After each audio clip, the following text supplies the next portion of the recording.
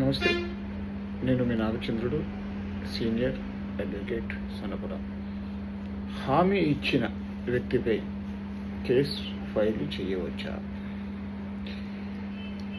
ఒక వ్యక్తి తన మిత్రుడికి హామీగా ఉంటూ బ్యాంక్ నుండి లోన్ ఇప్పించాడు.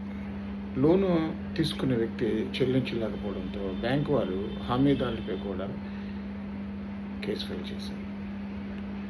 సో జనరల్గా సాధారణంగా హామీదారుడిపై కేసు ఫైల్ చేయవచ్చా? చట్టం ఏం చెప్తుంది? మిత్రులారా, మన దేశంలో CPC, civil procedure code, CPC అనే చట్టం అమల్లో ఉంది.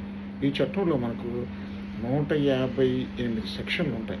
అందులో సెక్షన్ 145 ఏం చెప్తుంది అంటే, ఎవరైనా ఒక వ్యక్తి అప్పు తీసుకుంటే తాను చెల్లించకపోతే నేను చెల్లిస్తాను అని చెప్పి